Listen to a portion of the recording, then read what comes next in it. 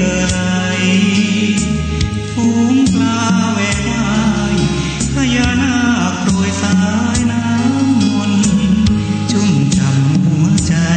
ญาติโยมได้สร้างบุญกุศลพระธาตุศักดิ์สิทธิ์ช่วยดลบันดาลโชควาสนามรดกธรรมคำเมืองวัดวังสิงห์คำยอดวรรณกรรมเป็นภูมิธรรมของคนล้านนาร่วมอนุรักษ์วัฒนธรรมประเพณีล้ำค่าธรรมะขององค์สัมมาใครมีปัญญาย่อมพาคน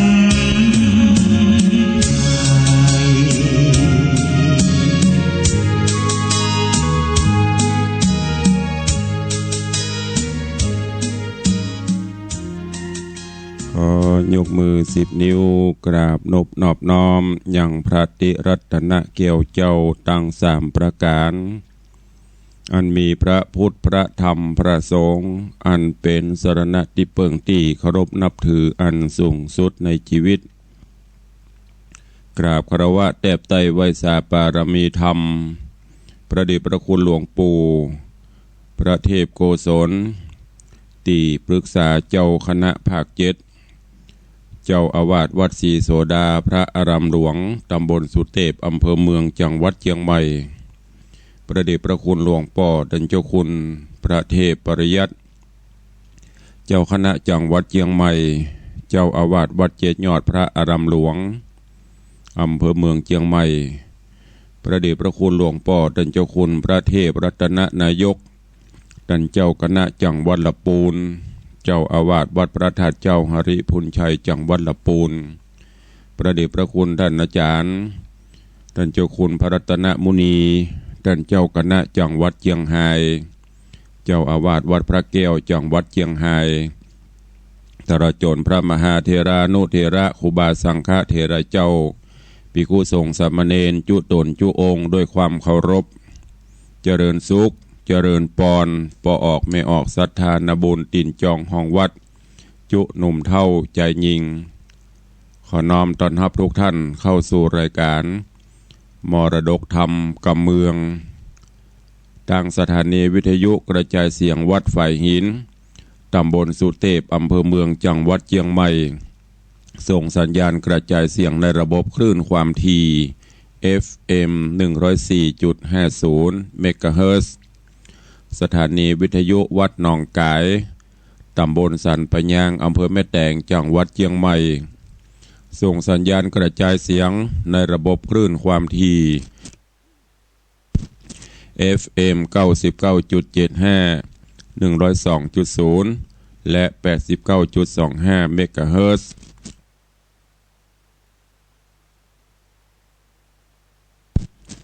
สถานีวิทยุพระพุทธศาสนาจังหวัดเชียงราย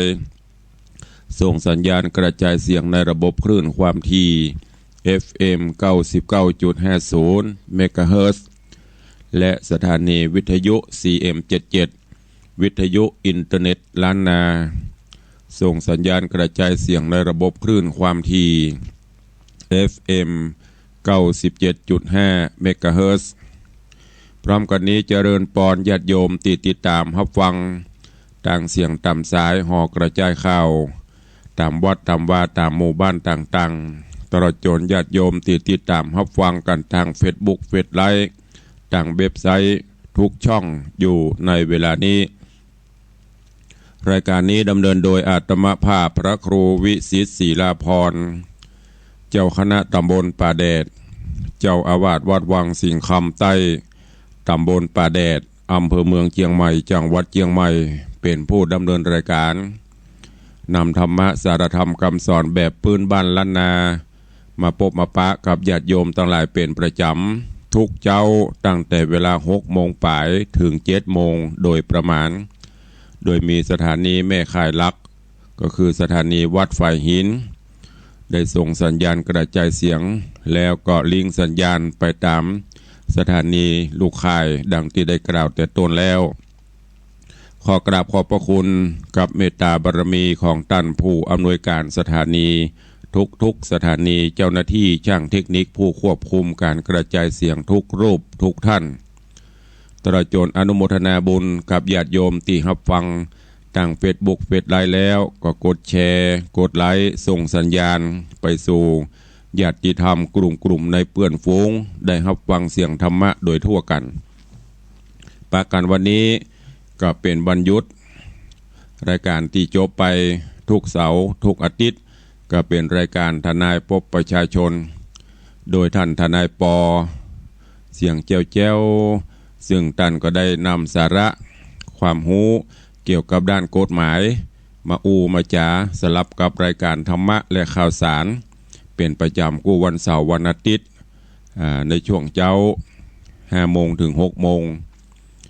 แล้วก็ต่อจากนั้นก็จะเป็นรายการมรดกธรรมกับเมืองญาติโยมทั้งหลายในช่วงนี้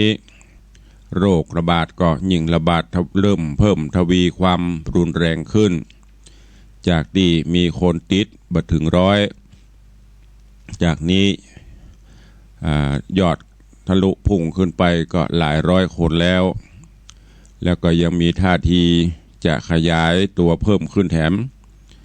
เพราะฉะนั้นเพื่อป้องกันภัยอันตรายที่จะมาถึงตัวเฮาก็คือโรคโควิด-19ที่ขณะนี้ทั่วโลกกำลังหวาดระแวงวิตกกังวลกันอยู่ก็ดังที่ได้บอกไป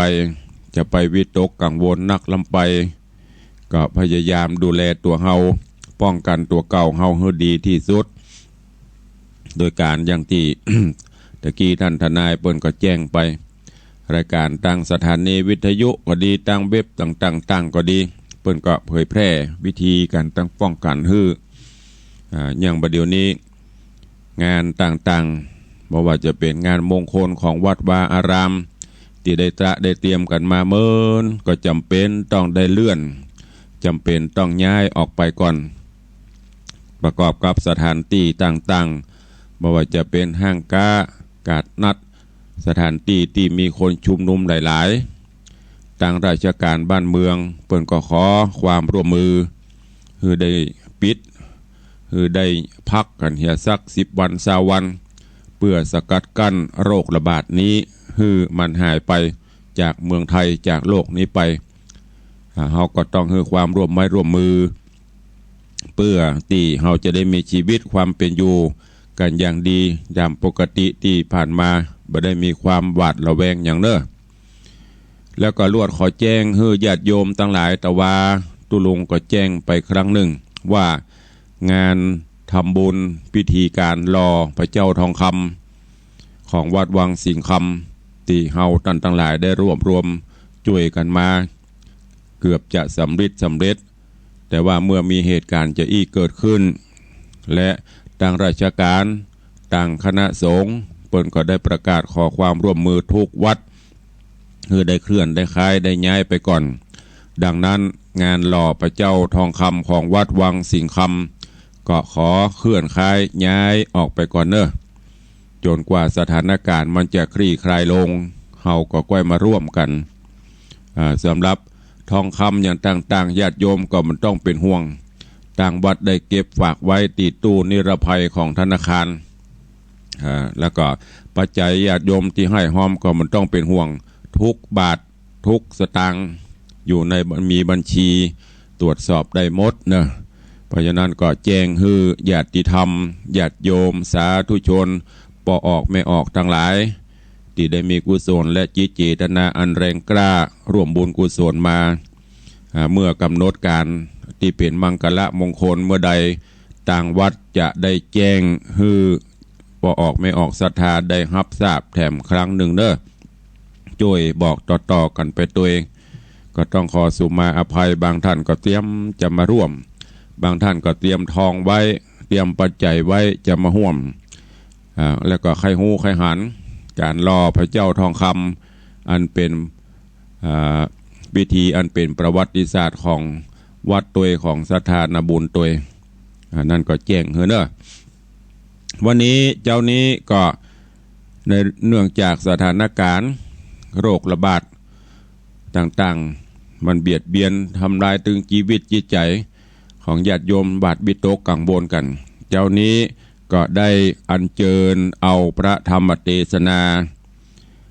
ชื่อว่ามหารัตนจังคุรีหรือว่ามหามงคลใจน้อยมาเทศออกอากาศสังกหะบ้านจองขับไล่เสนียดจังไรในบ้านในจองในวัดวาอารามตลอดจนตนตัวญาติโยมศรัทธาตลอดจนเป็นมังคละมงคลกับประเทศชาติบ้านเมืองในช่วงนี้ก็มีที่เปิ้งยันนอกเปลี่ยนที่เปิ้งตั้งจิตตั้งใจตัวเอง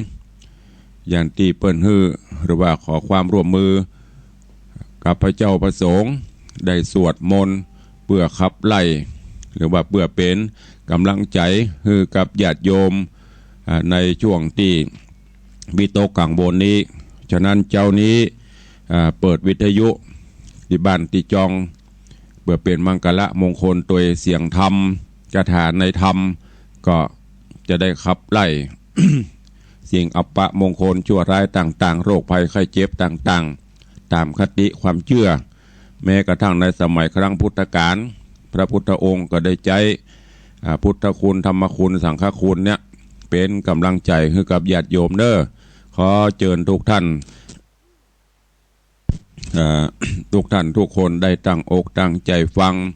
โดยจิตใจอันเป็นสมาธิแล้วก็ตั้งจิตภาวนาอธิษฐานไปตัวเองขอให้โรคภัยไข้เจ็บจงได้มาลายหายไปจากโลกนี้บ่อยๆคืนความผาสุกให้กับมวลมนุษยชาติเชิญทุกท่านเน้อตั้งอกตั้งใจฟังพระธรรมเทศนาปืนเมืองเหนืออันมีชื่อว่ามหารัตนจังคุรีหรือว่ามหามงคลใจน้อยเพื่อสังกหะบ้านสังกหะเมืองสังกหะวัดวาอารามตลอดจนขับไล่สิ่งอัปปะมงคลสะเดาะเคราะห์เกณฑ์เบนอุบาทสิ่งชั่วร้ายบดีฮื้อกับกลายเป็นดีก็จะได้เป็นสิริมงคลวุฒิจำเริญกับหอกับเฮือนกับบ้านกับจองกับตนกับตัวณโอกาสบัดนี้ นะโมตัสสะภะคะวะโตอะระหะโตสัมมาสัมพุทธัสสะโคตมะโรปังอติกะติสุทธาชินาสังอาสักเคหาพิกัตตะสุพิมพังพรหมสรังอินทนเรปูชิตังสัตนามะปนะมามิชินังพุทธมันตาติสาทะโบฟังดุราสัพปุริสะตังลายสูตรอันนี้อันอรหันตาเจ้าหากเอามาแต่ลังกาตวิปูนผู้มีพญาเบิงจากหูดังนี้เตออันว่าสูตรอันนี้นะมีชื่อว่ามหารัตนจังคุลีนรสิงหะอุปเทศวิเศษดีนักแท้แลพิและว่าวัดวาอารามก็ดีห่อเฮือนที่อยู่อาศัยเลือกส่วนนาให้ก็ดีบางเกิดมีภัยยะเหตุการณ์อันให้อันบอกเคยเกิดก็มา ปล่อยเกิดในบ้านในเมืองในวัดวาอารามเกอาคามะสีมาอันบอกเคยมีก็ปล่อยมีอันบอกเคยหันก็มาปล่อยหันบอกเคยได้ยินปล่อยได้ยินชื่อว่าเป็นอุบาทตั้งมวลแลปูกาละยิ่งใจหิบ่มากาบ่ขึ้นกระทำการอันใดก็บ่จอบประกอบอันใดกวนจักใดปล่อยเสียไกชื่อว่าจะตาขาดประการหนึ่งยิ่งใจฝูงใดมักเจ็บไข้ได้พยาธิ3 วันดี 4 วันไข้บ่หูจักหายอาจารย์เจ้าโบราณว่าต้องคืดอุบาทแลกันว่าจักสังกะหะปะเปิกฮือบุตรที่จำเริญดีฮือสวัสดกาถานิวานะโมภะคะวาติญามหารัตนจังคุลีจักวาลนังสารีปุตตะมหาโมคคัลลโนกัสสะโปสกะสักขโนโปติปันลังกังอาสังไขยังมหาสมระเสนังสุมโนโคตโมจักวาลังเตนะพุทธานุภาเวนะเตนะธรรมานุภาเวนะเตนะสังฆานุภาเวนะอมทุเรสวาหายสหัสสรสีสหัสสมุนีสหัสสระขังอาสหัสสเวปจิตาสหัสสอินตาสหัสสะพรหมาสหัสสะเทวาสหัสสะรุทธาสหัสสะคุรุอาจาริยายะโอมยะนังโอมยุปานังโอมปาญะนังโอมปาญะทัตวาญะปัตตะจวิรักขานังนิยตะเทรานะมามุขาปาราสิกินาสะโตสิโรปภัตตราชา สัพเพปุญญาเตจานุภาเวนะโอมทุเรสวาหายนะโมปัทวีจะสุนทรีสะปัญโยโปธิปันลังกังอะสังไขยังมาระเสนังใจยะกัมมังอะหังสัพพะสัตถูวินาสันตุโอมทุเรสวาหายสุมโนโคตโมอิติปิโสภะกวาอิติมันตาสุขาวหาพุทธคุณัญจะเตเจนะมันตาปิสุนาคาวหาธรรมคุณัญจะเตเจนะมัตตาปิสุขาวหาสังฆคุณัญจะเตเจนะมันตาปิสุขาวหาโอมทุเรสวาหายโอมปัทวีพละสุนทรีปัญโยโพธิปันลังกังอสังไขยังมระเสนังสัพพภูตาภูมะพัตตนาคาโครุโธมหายคาสนะปะสะรากุมพันดะมหายคาจาตุมหาราชิกาเตวาตาวติงสาเตวาตุสิตาเตวาญาวะโสโยมหาพรหมาอิสิติมหาคาถารัสสะพุทธมาโตทุทธนาคราพานิสินาคเร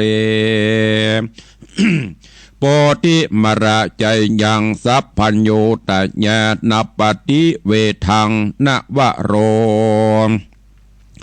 กุตระธรรมเมติสัพเพปิเมพุทธคุณเนอาวัชิตวาเวสาลิญาติปสุปากาลันตเร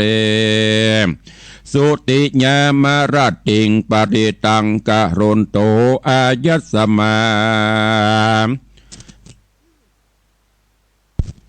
อนันตเถโรวิญญาการุญญาจิตตังอุปัฏฐเปตวาโกติสหัสเสสุจักวาเลสุเทวตาญะสายัมปฏิคันหันติโอมทุเรสวาหายสุมโนโคตโมอิติปิโสภะกวาอิติตติญะจะเพทัตตังจัตปะเพพัตตังทุกขังอนิจจังอนัตตาสัพพะโพจังโฆมัคคะนาตาญะธรรมจักกังปวัตตะนังสักการะวินะยังสัตตมันตาปชานังจัตตารโร อิทธิปาทะจตุวิสตินะโมนะมินตาสหัสสรสีสหัสสมุนีสหัสสลักขณัง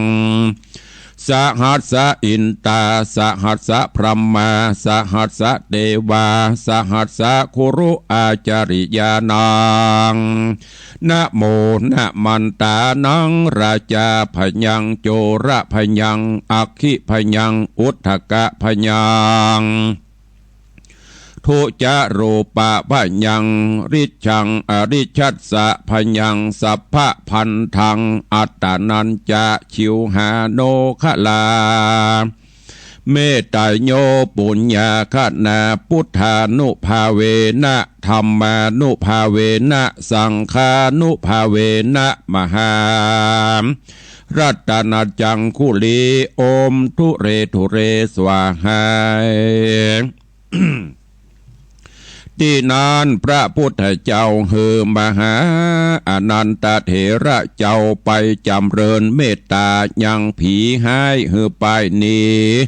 ออกจากเวียงเวสาลีอันว่าผีตั้งหลายก็ไปสู่เมืองราชกหนครยามนั้นสัตว์ตั้งหลายก็ตายโคนก็ตายมากนักพระพุทธเจ้าจริงจักฮือมหาอนันตะไปโพดเมตตาแถมเล่าผีตั้งหลายเสนียจังไรโลกห้าตั้งหลายก็หนีเข้าไปสู่ป่าไม้หิมพานต์ที่นานสัตว์ต่างหลายอยู่ป่าไม้หิมพานต์ก็ตายมากนักพระพุทธเจ้าจริงฮืออนันตเถระเจ้าไปผายโพดสังกะหะสันเดียวกันหันแล อันว่าสัตว์ต่างหลายคนต่างหลายก็จริงโป้นจากต่างตายแพร่ปอกออกทุนสืบกันมาต่อเตากาละบัดนี้แลคาถาอันนี้ชื่อว่าดาบดำเกลียววจิลเป็กรัตนจังกุลีแลผู้ใดได้คืนใจไว้สั่งวาดสวัสดิญาไว้นบคบยำปู่จาทุกคำเจ้าผีหายคนหายโรคภัยไข้เจ็บอุบาทก็บ่อาจจักมา สามารถเบียดเบียนใดแลแมนบาเคราะห์อันเตียวต่างขึ้นเหนือล่องไตอันป้อยจักเกิดก็รำงับดับหายไปบ่อยอย่าจะแลนะโมเมเตสัจจารัตนัตยังธรรมิกาปสิทธิเตวานารยะปรเมสวาปัสสะปรเมสวราสีสิทธิพรหมาสิทธิพรหมาจะสิทธิอินตาจะตุโลกะปาละราคาณสมุทธาภูตุงคังคานาทีจะสัพพะใจญาปสิทธิเตสาธะโบอะดุราโสตุจนะสัพพุลิสะตังลายจนะพิญาติปิตากาจลิโยอันว่าอาจารย์เจ้าตนถ้าลงปิตกะตั้งสามอันประกอบโดยญาณและอภิญญาเจ้าก็มาเล็งหันยังภัยญะและสัพพะอุบาทเปียที่โรกาโรคภัยไข้เจ็บอุบาทอันตรายตั้งมวลอันมาบังเกิดแก่สัตว์และคนต่างหลายอันมีไปในขันธสันตระและไปนอกตนก็มีเป็นอันมากดังอัน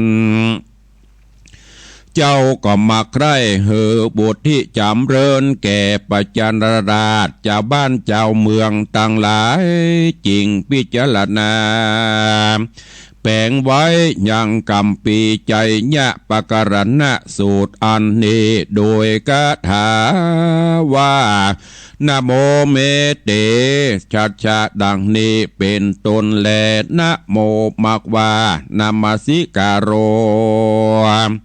ขีญะอันนบน้อมไว้แห่งคาอัตุจุงมีซึ่งพระพุทธเจ้าตนมีอิทธิฤทธิอันมากนัก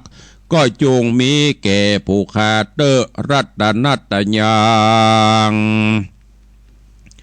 ธรรมิกาอันจุ่มหนุ่มมายังแก้วเจ้าทั้ง3ประการก็ดีเทวาจะอันวัเทวดาทั้งหลายนาลญะปรเมสวะอันว่าพระนารายณ์และพระตัปปาระและพระตัปปะระไมไอส่วนก็ดีเตจะประสิทธิรศีอันรุ่งเรืองผ่องใสงามโดยประสิทธิสัตรศีลอันมั่นคงดีนักอันว่าพญาพรหมก็ดีพญาอินทร์ก็ดีจตุโลกาภิราคาอันสามพิพักปกปักรักษาอย่างโลกตั้งสี่กล่าวคือพรหมโลกาเทวโลกามนุษยโลกานาคโลกาสิทธิจงเป็นใจญะมังกละฮือแก่วัดวาอารามแก่หอเฮือนที่อยู่ที่กินแก่ไพรฟ้าประชาราชฮือลุงเรืองไปนาเตอสมุทธาภูตุงคงคาจะอันไหลออกมาจากมหาสมุทรและน้ำอโนมาสละเป็นเก่าสละน้ำน้อยคือว่าสรอกห้วยราวเขาและสละโบกรณีตั้งหลายนาทีอันว่าแม่น้ำใหญ่แม่น้ำน้อยก็ดีมีแม่น้ำโรหินีแม่น้ำอจิรวดีแม่น้ำสระภูมิแม่น้ำโยมมุนาแม่น้ำมหิแม่น้ำใหญ่กว้างตั้งหลายเป็นเก่า แม่น้ำครูของเมืองฝ่ายเตจะสิทธิอันมีเตจะฤทธิมากนักญาธายะถาอุปมาและมีสันใดตวงอันวัตตันใจยะใจโยจุงมีใจจะนะอนุภาพมากนักเอวังตถาก็อุปมาพรำเป็นดังอันเตอพระพุทธพระคุณรัตตาพระคุณระตุกกดณีใจญะใจโยเสมโนราชาพระคุณังราชรังสีชื่ออันว่าปตุระอากาศและปูด้อยเข่าสิเนโรปาปตาตั้งหลายใจโยใจญะก็จงมีใจจันนะอนุภาพมากนักแก่ปัทมะเจ้ามูลละสัทธาอุปาสกะอุปาสิกามีใจญะแก่บ้านแก่เมืองแก่วัดวาอารามตั้งหลายประเทศชาติบ้านเมืองเตอคำพีระเนเคนาคีอันว่าพญานาคและหมู่นาคต่างหลายอันอยู่ในน้ำสละนองสรอกห้วยหาดและหิวผาก็ดีปิสาจตุตะกะลีอันว่าผีเสื้อน้ำและผีเสื้อบกก็ดีใจโยใจญะใจโยก็จงเป็นใจจะนะแก่ตันเตสิลิสิงคีสุธาคานะมุขาอันว่านอแรดและเขากวางเขางัวอันหอทอละหดก็ดีเขี้ยวหมูตันจันตะคาดอากาศกุลงาจ้างอันเกิดแต่ปากก็ดีใจญะใจโยก็จงจำเริญบุตรที่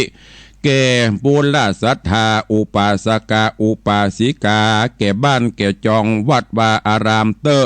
รุณมุขาสัตตาอันว่าศาสตรศีลอันก้าแข่งเรี่ยวแรงอันเป็นแก่นสาร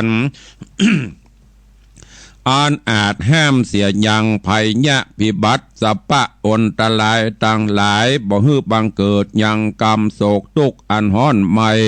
ใจยะใจยังขอจงเป็นใจยะภาพแป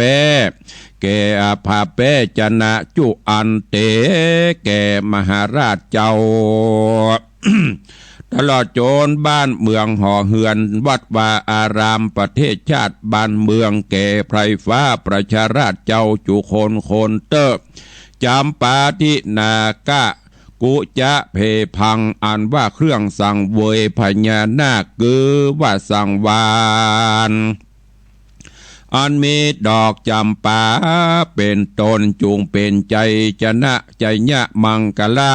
แก่วัดวาอารามบ้านจ้องห่อเหือนแก่เจ้ามูลละศรัทธาอุปาสกะอุปาสิกา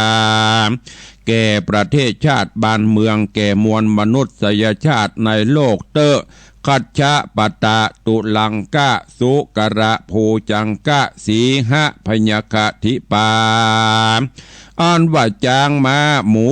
เงือกงูหมูนาคและราชสีเสือโคร่งต่างหลายเตจสีอันมีเตจะอนุภาพอันมากนักแลยะถาอันนั้นและมีสันใดตวงอันว่าเจ้าเก่า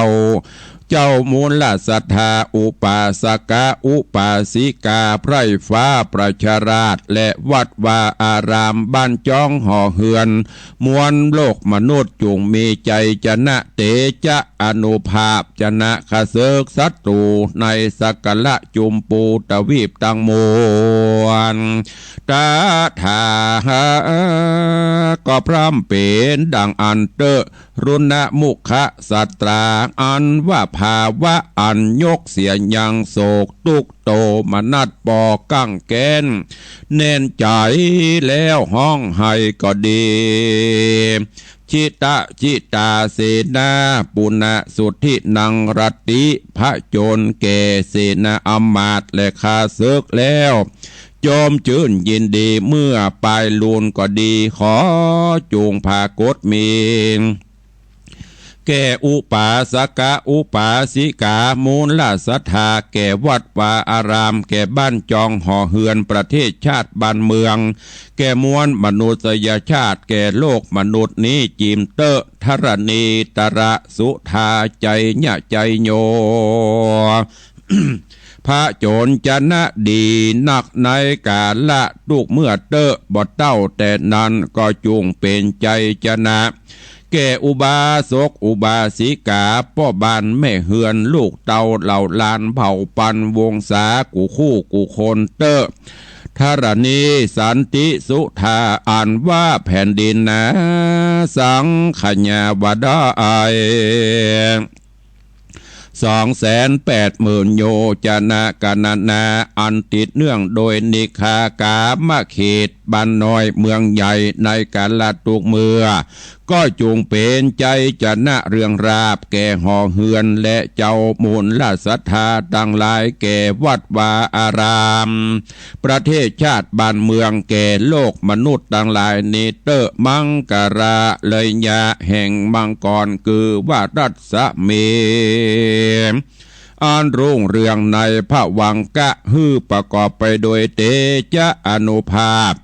แก่เจ้ามูลละศรัทธาอุปาสกะอุปาสิกาตั้งหลายเตอวรุณะยักขะใจยะใจยังก็จุงเป็น เตจะอนุภาพแก่เจ้าบ้านเจ้าเมืองเจ้าหอเจ้าเฮือนเจ้าเกหสถานอุบาสกอุบาสิกาแก่บ้านแก่เมืองตังมวลเตอลักขณะเสสุระภูจะเตจะแห่งเทวดาอาหักและพญานาคก็จุงมาจำเริญวุฒิปกปักหักษายังวัดวาอารามบ้านจองห่อเหือนประเทศชาติบ้านจองเตเกเจ้ามูลลาศรัทธาอุปา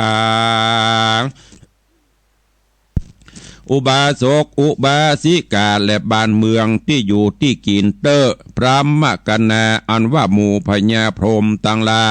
ยก็จูงมาจำเริญสุขะสวัสดีฮือบังเกิดมีแก่เจ้าอุบาสกอุบาสิกามูลละศรัทธายิ่งใจแก่วัดวาอารามแก่บ้านจองห่อเฮือนประเทศชาติบ้านเมืองแก่มวลมนุษยชาติในโลกนี้เตอะราชาที่ราชาใจยังผจญจะน่าแก่เต่าโตนใหญ่น้อยต่างมวลเตอปัทวีสัพเพสตาจุงมีใจจะน่าแก่สัตว์ต่างหลายอันอยู่เหนือหน้าแผ่นดินนี้เตอสัตราอรหันตังตะปังอันว่าอรหันตะปัสสัทธสินแห่งพระพุทธเจ้าและอรหันตาเจ้าตั้งหลายจงมาเป็นใจจะนะ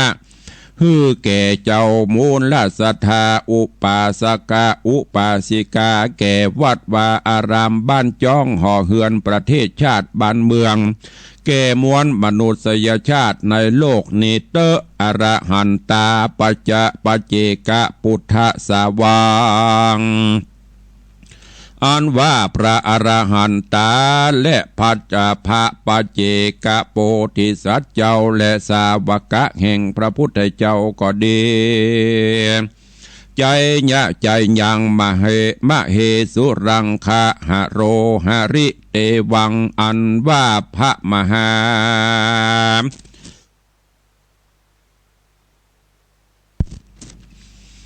อันว่าพระมหาไอสวรรค์และพญาหริเตวะก็ดีมหาพรหมอสุรโคอันว่าพญาอสุรคะก็ดีใจญะใจยังนาโควิรุลหะโกอันว่าพญานาคและพญาเวลุลหกะจันทิมารวิอันว่าพญาจันทิมารวิก็ดีอินตาจาอันว่าพระอินตาเจ้าฟ้าก็ดีวานาเตโยจะอันว่าพญา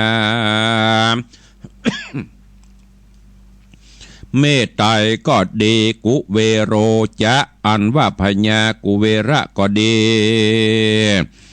วรุโนอันว่าพญาวรุณะก็ดีอคิวายุอันว่าไฟและลมก็ดี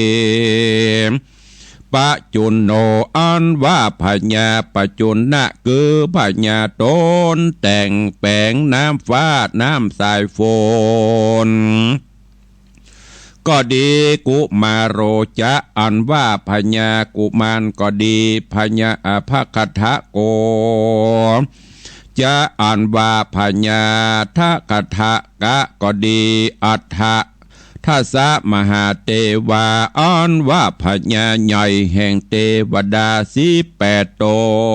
นฟูงกาอันว่ามานิเตจะสิทธิอันมีเตจะอนุภาพมากนักญะธาโดยอุปมาสันได้ขอจุงเป็นใจญะมังกละแก่มูลละศรัทธาอุปาสกะอุปาสิกายิงใจน้อยใหญ่แก่วัดแก่วาแก่บ้านจองห่อเฮือนแก่ประเทศชาติบ้านเมืองแก่มวลมนุษย์ในโลกนี้เอวังตถาก็มีอุปมาพร่ำเป็นดังอันแล สิทธิตะปัสสะอัฏโยอันว่านักบวชเจ้าตั้งหลายฟุ้งประกอบโดยสิทธิการอันมั่นคงมีราศีเป็นตนอิสิโนสาวกโกสิปาอันว่านักบวชเจ้าตั้งหลายมวลฟุ้งพาธนามักยังนิพพานก็ดีและมักว่าเป็นอัคคสาวกะเจ้าต่างหลายก็ดี ใจยะลาโภอันโจมเจิญยินดีพระวันตุจุงฮือจำเลินยังแล้วยังกำพาธนาตั้งหลายเหตุตั้งมวลบังเกิดแก่วัดวาอารามห่อเฮือนที่อยู่ที่กินแก่อุบาสกอุบาสิกาแก่ไพร่ฟ้าประชาราชแก่เจ้าบ้านเจ้าเมืองเจ้าโลกนี้เตอะพุทโธอันว่าพระพุทธเจ้า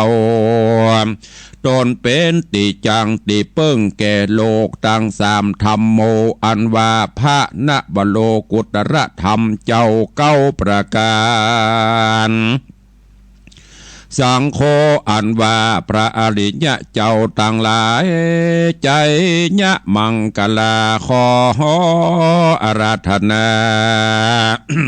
จุงได้มาอภิบาลปกปักรักษาวัดวาอารามห่อเฮือนที่อยู่ที่กินและปกปักรักษายังเจ้ามูลศรัทธาอุปสกาอุปาสิกายิ่งใจน้อยใหญ่ปกปักรักษาบ้านเมืองปกปักรักษามวลมนุษยโลกเจ้าโลกทั้งหลายหือใดก้านกุงรุ่งเรืองบุตริสุขะสวัสดีทุกเมื่อเตอะนันทิวัฒโนอันความโจมชื่นยินดีสหะกับโดยญาติพี่น้องเผ่าปันวงศาข้ากุลตังปุตตาบุตรีนันตานัตตีตังเสนาอัมมาตไพรฟ้าราชตังลายโหนตุจุงมีเอวังโดยประการดังอันเตอพุทโธอันว่าพระพุทธเจ้าอัคคปโตมีพระญาสัพพัญโญตัญญาเป็นยอดจอมดวงอันพาเสดอปราชิตะปันลังเกอันนั่งเหนือเต้นเกวผาไปแล้วยังพญามารสีเสอันอุดมอภิเสเกอันอภิเสกแล้วสัพพพุทธาแห่งพระพุทธเจ้าตั้งหลายปโมทัตติอันความโจมชื่นยินดียะถามีโดยประการสันใดตวงอันว่ามุลสัทธาผู้ข้าตั้งหลายใจญาสุขังจุงพระโจรผาแป้โรคภัยไข้เจ็บโรคอุบาทโรคโรคตั้งหลายสัพพะคืดจาสัพพะอันตรายภัยญะอุบาทอันตรายตั้งหลายเตอะพนโตเดวะสังขโย ฟังดูราเทวดาเจ้าต่างหลายตนมีบุญและอิทธิฤทธิมากนักตนอันรักษายังโหนไปบนอากาศและปัทวีพื้นแผ่นกว้างรักษาอยู่ห่อเฮือนวัดวาอารามรักษาบ้านเมืองติกุตีกู้แห่งขอจุงสดับหับฟังยังถ้อยกำแห่งคาเตอว่าขอเทวดาเจ้าจุตนจุองจงจักฮือผู้ข้าตั้งหลายอุบาสกอุบาสิกามูลศรัทธายิ่งใจน้อยใหญ่ตลอดจนห่อเฮือนวัดวาอารามบ้านจองที่อยู่ที่อาศัยประเทศชาติบ้านเมืองขอโลกมนุษย์นี้ฮืออยู่ดีตีขามีอายุมันยืนยาวโหนตู้จงมีตุกเมื่อเตอะขอจงมาปกปักรักษาวัดวาอารามห่อเฮือนที่อยู่ที่กินประเทศชาติบ้านเมืองปกปักรักษามวลมนุษย์สยชาติปกปักรักษายังโลกนี้และศรัทธาผู้ข้าตั้งหลายฮือได้ปราศจากโรคาภัยญะอันตรายโรคระบาดโรคภัยไข้เจ็บสัพพะอันตรายคืดจาสิ่งอัปปะมงคลจัวร้ายต่างหลายต่างนานาเตอและขอฮือผู้ข้าตั้งหลายและโลกมนุษย์นี้จงได้อยู่เย็นเป็นสุขอย่าได้มีทุกข์สั่งสักอาน เฮือได้อยู่กำจูพุทธศาสนาไปใจตราบต่อเต้ากาลนั้นโสธิจุงมีใจ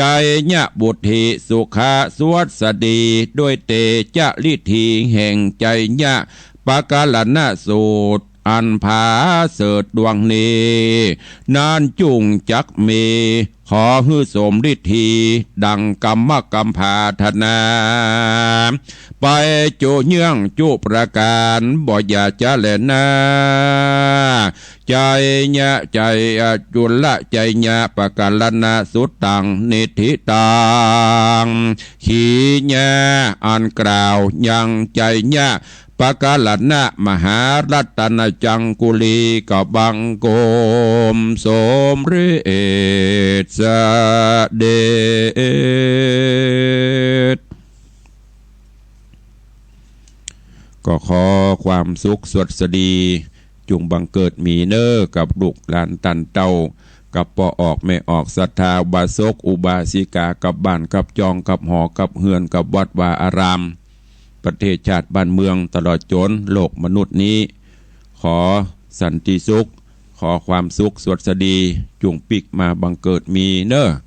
วันนี้ได้น้อมนำเอาพระธรรมเทศนามังกละมงคลอันชื่อว่ามหารัตนจังคุลีมาเทศนาออกอากาศภัยที่ฟังวันนี้ก็นับว่าเป็นมหามังกละมงคลกูบ้านกูจองกูวัดกูวาเนอะตลอดจนที่เปิดฟังตังเฟซบุ๊กเฟซไลฟ์ก็เป็นมังกละมงคลเป็นที่เปิ่งตั้งจิตตั้งใจเนาะอันใดที่มันจะช่วยกันได้ก็ช่วยกันไปตังหมอก็เป็นยาตังกายพระธรรมเทศนาหลักศีลหลักธรรมก็เป็นยาตั้งจิตตั้งใจตึงกายตึงใจก็ต้องไปด้วยกันพี่น้องศรัทธาเฮาก็จะได้มี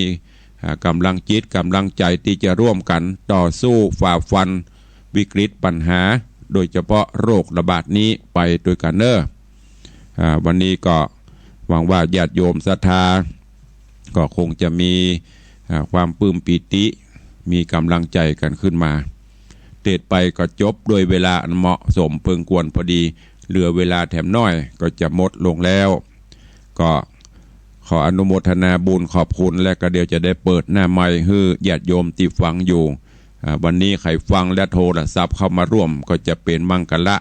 ปุ่นลำดับที่3ที่4โอ้ฟังกะฟังตุลุงกูเจ้าฟังที่ไหนพ่องก็บ่ฮู้ไผฟังพ่องก็บ่ฮู้แต่ละเตือก็มีเหตุสาย2 สายพอมือยังบ่มีใครฟังวันนี้ได้โค้นหาธรรมเปิดที่จะเอามาสั่งกะฮะเปิดดังๆหน่อยก็ได้วันนี้บางที่อย่างตะกี้ได้ยินตุลุงยองกะเปิดเทศธรรมอย่างพุทธกูลสั่งกะฮะโลกโทรศัพท์เข้ามาอีเมลเอาสายจีนไปมัดเสาอากาศได้หมดเนอะญาติโยมทั้งหลายมันอยู่ที่จิตที่ใจเฮาเนี่ยจะได้ก็ได้เพื่อความสบายใจของเฮาวันนี้ตะกี้คาถาอาคมทั้งนั้นที่ว่าออกไปปะโตมันล่นกันเงียบโรคโรคโควิดกับปุ่นปื้อเอาไปไหลน้ำไหลนองไปไหนแล้วบ่ฮู้จมธรณีปุ่นหมดแล้วนะวันนี้ขออนุโมทนาบุญเนอะก่อนที่จะได้เปิดหน้าไมค์ก็ขอบคุณอนุโมทนาบุญกับผู้ที่ร่วมบุญกุศลกับทางวัดเนอะขอบคุณแม่อุ้ยมอนเขียวเกตวงกระเดียวกันเนอะฟังเตื้อกระเดียวก้อยโทกระเดียวตุลงขออนุญาตแป๊บหนึ่งประชาสัมพันธ์กันแม่อุ้ยบัวเขียวเกตวงร่วมโมทนาบุญและขอบคุณกับแม่สุพินอุดรขออนุโมทนาบุญขอบคุณกับโยมบุตรที่ชัยโยมเรียมผิวใสเนอะบ้านน้ำตกเมษาขอบคุณกับแม่เตรียมตาเฉียบแหลมขอบคุณแม่เครือวันชัยวงศ์แม่ละไมศิริสารแม่บัวจันทร์สมจิตครอบครัวโยมส่องแสงแก้วขมาขอบคุณกับแม่โยมจันเพนประทีปทองขอบคุณกับโยมสมหมายปินชัยเครือ ขออนุโมทนาบุญกับแม่บุญปั่นทองทิพย์โยมเลี่ยมโยมสมหมายปินชัยเครือขอบคุณกับโยมอนงน้องวรพรหรือน้องน้ำฝนทองทิพย์นอกจากนั้นก็เดี๋ยวก่อนเนอะยังมีอยู่น้อยขอบคุณอนุโมทนาบุญกับป้อนนานสิงห์วันแม่อุตสาผิวใส บ้านน้ำตกแม่สาแม่ริม ขอบคุณครับพ่อจ่าประพัฒน์แม่ทองปินถนอมบรรเจตวันหนองหมูโยมประมวลโยมสมิงชมชื่นร่มโพทองแม่แฝกโยมแม่อุษาไลขอบคุณกับแม่โยมสุรีหินเงินบ้านบวกโรกเหนือขอบคุณกับแม่ขันแก้วจอมเดชโยมกำพลโยมสมเพชรกองสถานโยมบรรจงโยมมาลาวันเจริญสุขแล้วก็โยมอย่างเนี้ยวิภาษากันอย่างนี้นี่อันนี้เป็นจอมนามสกุลจอมเดชขอบคุณเนอะที่ได้ร่วมโมทนาบุญปู่จาไม่กำไม่สลีปีไม่เมืองก็ดีสมทบทุนในการรอพระเจ้าในการสร้างแท่นประดิษฐานพระเจ้าทองคำก็ดีตอนนี้ก็รับบริจาค กันไปเรื่อยๆไผมีทองมีอย่างจะให้จะหอมก็ยังได้อยู่เนอะหอมกันมาจนกว่าเขาได้เลิกผ่านนาทีเลิกงามยามดีบ้านเมืองสู่ภาวะปกติดีก็จะได้ประกอบพิธีรอแห่งครั้งหนึ่งจะได้แจ้งให้ญาติโยมทั้งหลายตัวตอนนี้ก็ ไม่กำไม่สลีปีใหม่ประเพณีวัฒนธรรมมีเหมือนเดิมไม่งดเนอะตาลไม่กำแต่บะหมี่แห่เฮาก็ตึงมาแห่กันแล้วคนเฒ่าคนแก่เฮานะอันนั้นหมู่วัยรุ่นหนุ่มสาวเปิ้นแห่มาขำยำแรงมาขำอันนั้นเป็นประเพณีอม่วนแต่ปีนี้เปิ้นขอก็งดไปแต่ตาลขันเข้าขันน้ำก็ตาลได้ถ้าเป็นไปได้เนอะญาติโยมทั้งหลายเพื่อป้องกันอย่างเปิ้นว่าบ่ฮือกันลวงหลายเขาก็ทยอยกันไปเนอะทยอยไปตาลก่อนมาเป็นอย่างมันเจ๊ว่าโอ้อีแม่จะมาวันพญาวันปุ่นใจนะเฮาตาลแล้วเปิ้นได้ฮับแล้วเปิ้นก็ลูกกูตาลแล้วลูกเปิ้นก็มากินก่อนได้ก่อนนะอย่างมวยวัดดีก่อนได้เปรียบพร้อมมาได้ก็ตาลไปเถอะบ่เป็นหยังเพราะว่าปีนี้มันเป็นช่วยกันร่วมกันฝ่าวิกฤตไปก่อนพร้อมวันนี้ก็ตาลวันนี้วันพูกก็ตาลพูกตาลแล้วก็แล้วก็สุมาคารวะหอศีลขอพรก็มีเหมือนเดิมเจ้าว่าย่างอันนั้นมันมาเป็นอย่างมันมาได้ไปห่วมกันจะเป็น100 คนพันคนไปไผ่ไปมันป่อไผ่แม่มันลูกไผ่หลานมันญาติพี่น้องของไผ่ของมันครูบาอาจารย์ไผ่มันก็ทยอยกันไปอันนี้เป็นวัฒนธรรมที่เราปฏิบัติมาเนอะจะไปละเปิดแล้วสายหน้าไม้ใครจะอู้ตัวเข้ามาได้เนอะ0817836540ฟังอยู่ที่ไหนทางใดกริ่งเข้ามาได้แล้วเหลือเวลาแถมประมาณ5 นาทีสาธุเจริญพรโยมแม่เอากับภาษาตุลุงไหวจะตุลุงเอาถ้าใส่สีมักหัวไหวจิตดูจะเลิกดีละโมทนาบุญเนอะจ้าเป็นกำลังใจนะจ้าอนุโมทนาสายต่อไปเจริญพรวันนี้สายหนักหวันกันวุ่นวายเสียได้วันกับวันกันหมดเนอะเสียได้หายกันหายเข้ามาใหม่เนอะสายมาโจรกันเจริญพรว่าจะได้ดีฟังธรรมะวันนี้จริงบุญกุศลดีละโมทนาบุญตัวกันเนอะสาธุแบ่งกันผลน้อยสายข้อนักวันนี้เจริญพรหวานกันแฮมวะว่าได้ฟังอยู่นะเจ้าขอบคุณเนอะเจริญพรกันคนน้อยสายพันกับลุงมาเข้ามาไปเสียได้ปันกับปันเสียได้หายกับหายหมดเจริญพรเวสาครับท่านพระครูจากไม่อ่อนนะครับหายไปได้เป็นปีเนาะกำลังจะโลมาเนาะเจริญพรสาธุเนอะคนน้อยดีใจเข้ามาเจริญพรฮัลโหลบ่ก็ตัดไปก่อนเนาะเจริญพรอันโยมก็ฟังตุลุงก็ทายมันหวานกันวุ่นวายกำลังโตทับกดลุดไปหมดขอบคุณกับโยมบิมลอัมพันธ์เนอโยมบิมลอัมพันธ์โยมมัทนาโยมนัดประคันอัมพันธ์ตะวาเพิ่นมาร่วมบุญกุศลสมทบสร้างพระเจ้าทองคำตัวตาลไม่กำตัวขอบคุณตัวเนอเจริญพรราชการเจ้าเจ้าแม่ทำเนอะ แม่อุคำอยู่อันสถานีหนองกายเลยอยู่ตำบลตะเปิงขอบขอบ เดี๋ยว คุณเนอะ แม่อุ้ย ฮะ อันแม่อุ้ยค ไม่ได้ยินแล้วอุ้ยคำบ่ได้อุ้ยค ำตะเปิง ำว่าจะได้ เขาขอบคุณนังนักเนอะคนเตะทำมานี่แม่อุ้ยตามเตียนเพิ่มก่อนเนอะ ดีละตามเตียนไปจ้า แล้วใส่ นะ แล้วใส่กันทำหรือยัง เจ้าตาม สาธุเนาะแม่อุ้ยเนอะแม่อุ้ยเปิดวิทยุตัวเลยฟังกันบ่ฮู้เรื่องมันฮ้อนกันไปเยือกอยากเขาอนุญาตปิดเสียงกำใครจะโทรหาทุลุงกะลุนาลีวิทยุเหตุกรรมเนาะเฮาจะได้อู้กันฮู้เรื่องแม่อุ้ยเปิ้นว่าโอ้วันนี้ตามเตียนตัวดีละโมทนาบุญเนี่ยไล่เสนียดจังไรไล่โควิด อ้าวเจริญปอนโควิดเจ้าไหว้สาเจ้าว่าได้เจ้าย้อนใหม่ลงหมดแดงทำสิว่าสาธุเด้อไก่ขันเช้าเนาะใส่กันทำด้วยเนอะ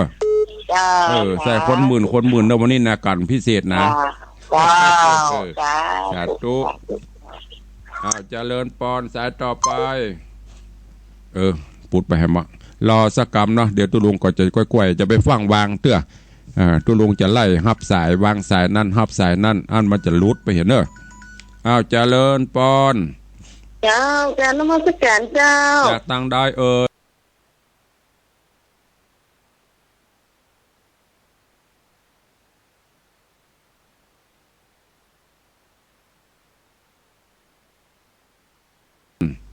เจ้าการนมัสการเจ้าจะตั้งได้เจ้าการนมัสการเจ้าจะตั้งได้เจ้าการนมัสการเจ้าจะตั้งได้เจ้าการนมัสการเจ้าจะตั้งได้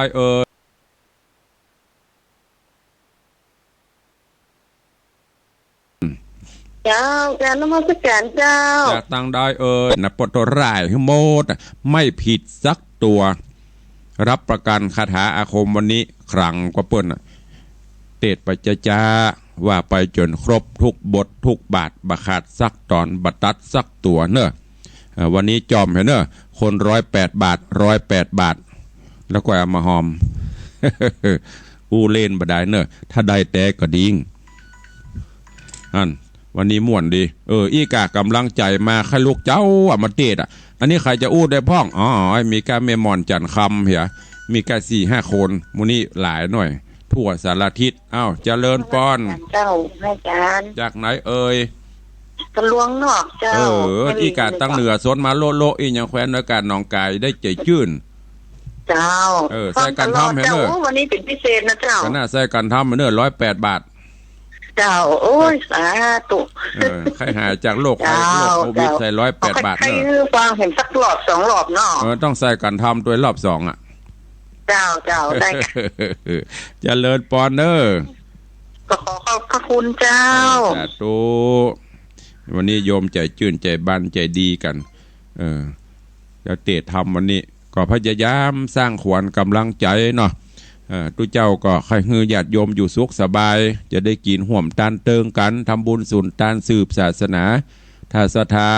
อยู่บ่ม่วนกินบ่หวานวิตกกังวลมันก็มีผลกระทบไปหมดพอในวังประเด็นนี้ดักปิ้งกุฏิวันเสาร์วันติดจะมีญาติโยมมาเขาไม่ใช่กันในวังนะกุฏิดักปิ้งเพราะเนี่ยไอ้โควิดเนี่ยเดี๋ยวจะไล่โควิดไปไกลๆเนอะอู้ไปเวลาหมดอันเนอะญาติโยมต่างหลายเนาะวันพูกไปปะกันใหม่วันนี้ดีอกดีใจใครลูกเจ้ามาเตดโทรศัพท์เข้ามาโลอีอย่างแควนหน่อยก็ ขอบคุณทุกเสียงทุกสายเนอะขอกูลแก้วเจ้าทั้ง3 ประการบุญบารมีพระพุทธพระธรรมพระสงฆ์สิ่งศักดิ์สิทธิ์ปกปักรักษาญาติโยมเนอะ